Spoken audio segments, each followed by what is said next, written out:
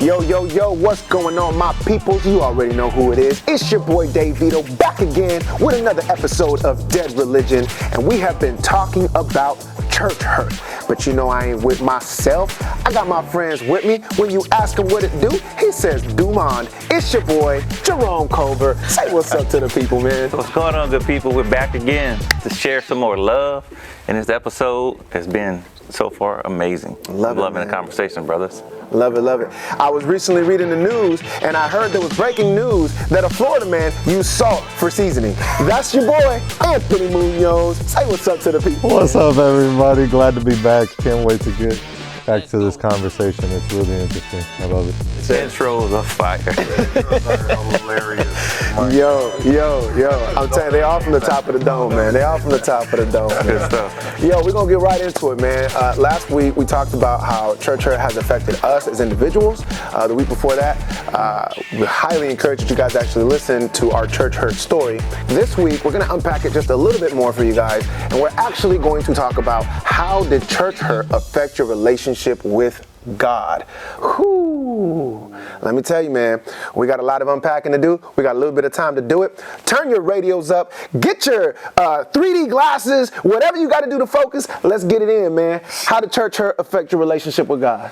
Well, with my relationship with God, the church hurt definitely caused me to explore.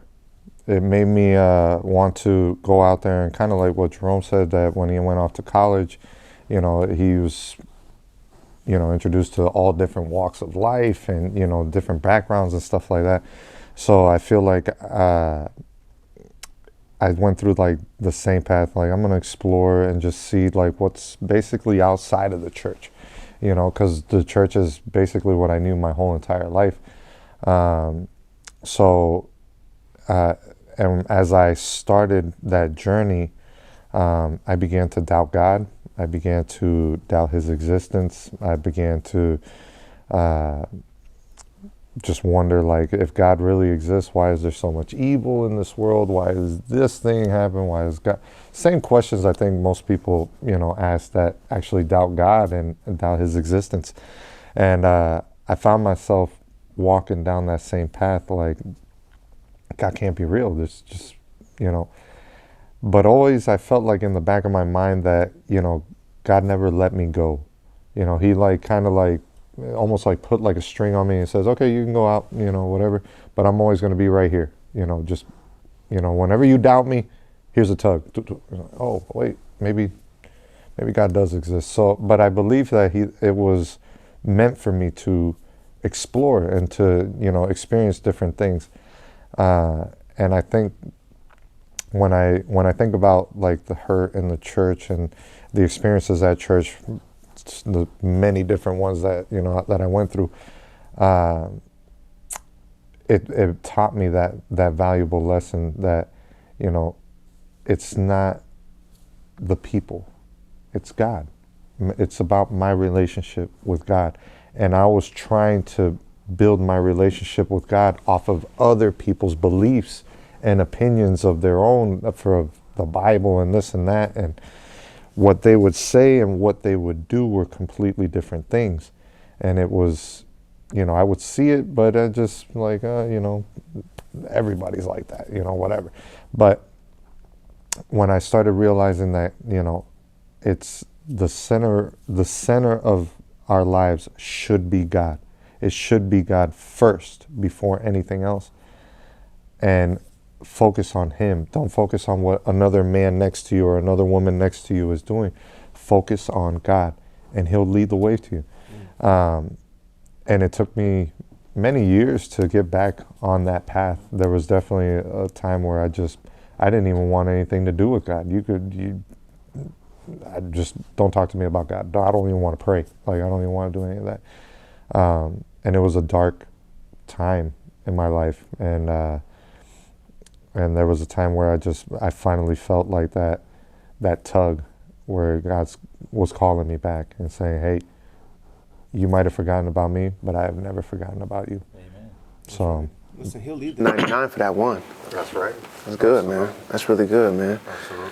What you got, Jerome? Yeah, man. So as I kind of reflect back to that time in my life, I knew that my time with God had gotten shorter, and it became more of self-fulfilling activities that I was letting lead my life versus anything else. So, like after college, obviously, like I was still searching for a church home because I didn't feel comfortable in the previous setting, and I was away from my home church, so I was still searching. But I started doing things that were not aligned with God. One was chasing money in a different career path to just really, like, quote unquote, achieve success financially and with a title, but it wasn't really designed of what, bringing it back to the root principle of having a godly relationship. And it also, not having that time with God, I started having a lot of broken relationships because I didn't have a core foundation of how I should be doing things. And when you're walking that way and you're doing things yourself, you're going to win, but you're going to lose too. And you might lose a lot more often because your values and the way you're doing things are not aligned. And I was kind of going in that direction. So I was seeing success, like in career-wise and financially, but relationships are the most important thing that we have in life. And I was having a lot of broken relationships during that time. And it wasn't until I had a revelation like Anthony, where God spoke to me in a dream, and he said, clearly, do you miss me yet? And that shifted, my placement in my time with God. So at that point, I started praying to God, hey, help me really discover where I need to be, start going back to church, figuring out what that church would look like for me. And I did that, kind of exploring different churches to figure out, like, what type of church I wanted to be centered in. What was really truly important to me, and how the next relationships that I got into, how could I make those relationships different and make them look like a godly relationship. And that's where I'm at right now, and like things are a lot better because now my time with God is the most important thing that I have. Let's go. So. Yes, sir. So you're saying that because your relationship with God was broken, it was manifesting itself in the natural with broken relationships with people. Absolutely. It's one of the things that I'm a very, very firm believer in. I believe that your relationship with people is a direct reflection of your relationship with God. It is. I agree. If you have poor relationships, it's because you have a poor relationship with your Creator.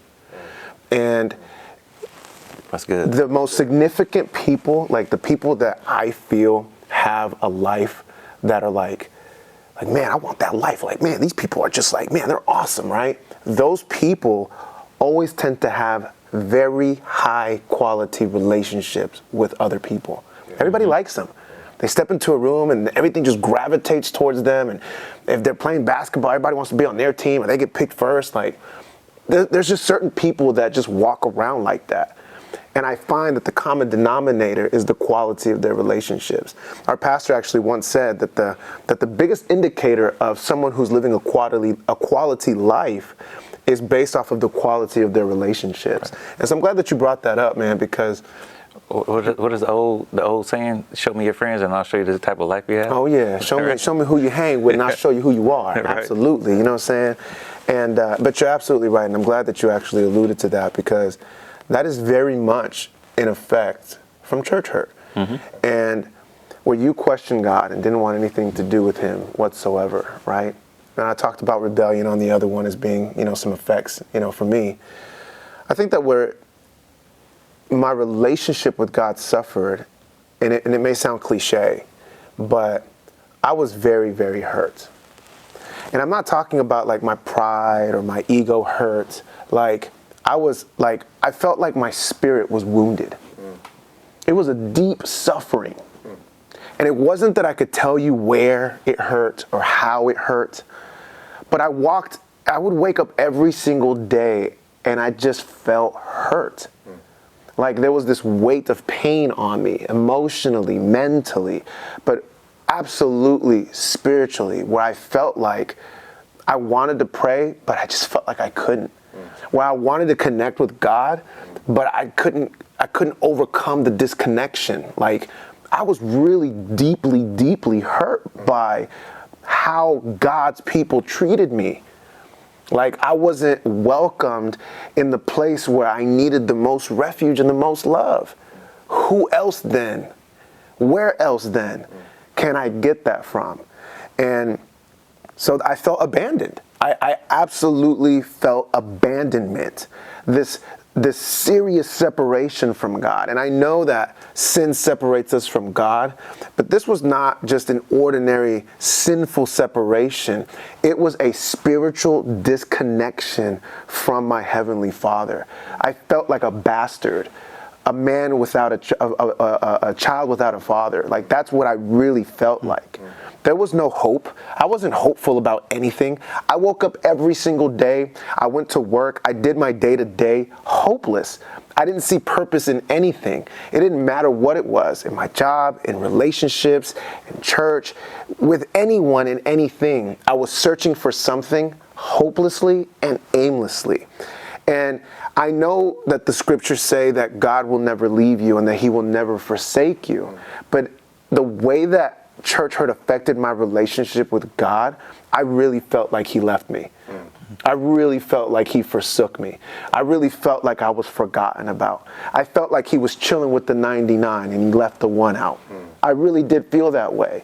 And of course, that opened the door to many different things to try to fill that void. But the biggest feeling that I think was a common denominator amongst all things was that I always felt like I wasn't good enough. I always felt like salvation was impossible, that I would never make it to heaven, that I would never get to the pearly gates, that I would only enter in through hell's gates, that I'd never hear him say, "Well done, my good and faithful servant."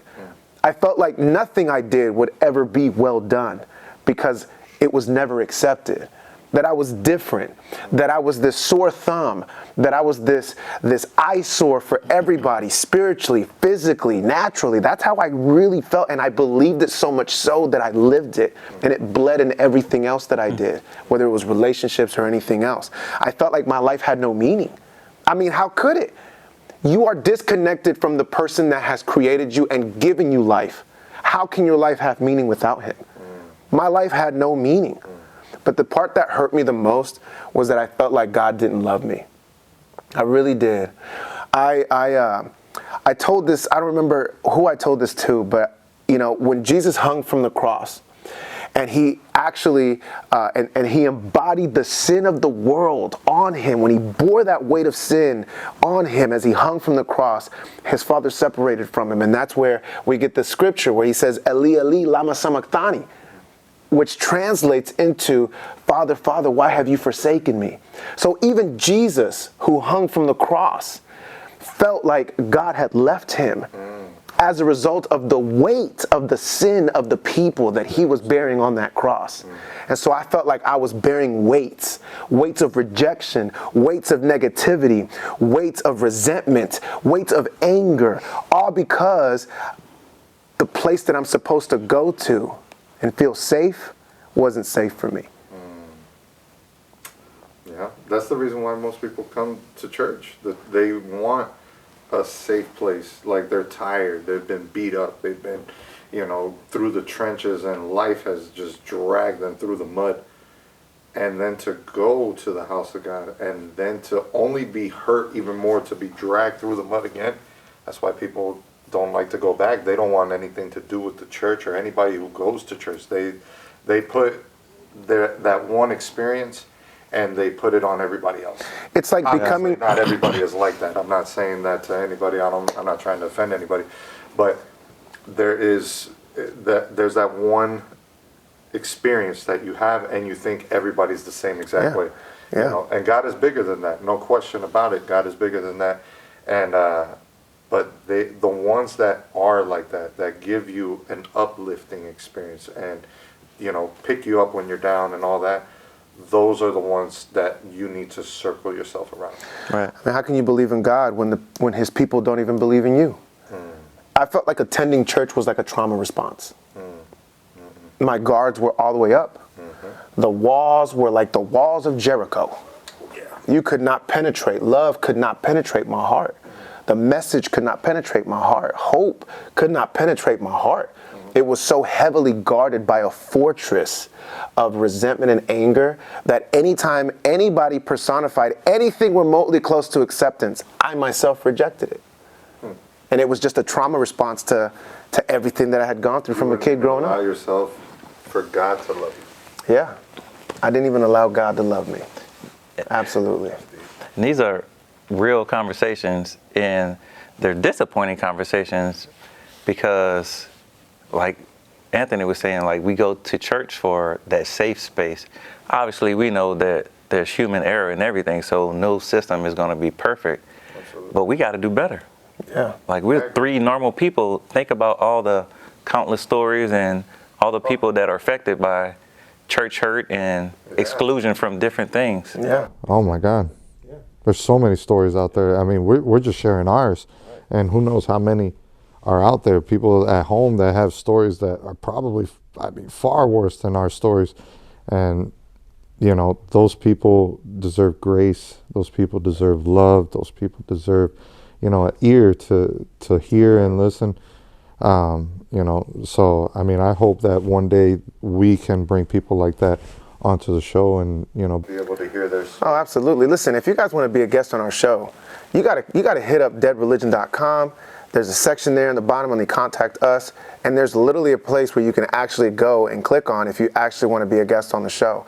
There's also a place where you can actually share feedback. So if you have a church hurt story, we want to hear your church hurt story. We want to encourage you. We want to be the change that we wanted to see. We want to be for us what we never had for us. We want to be that for you.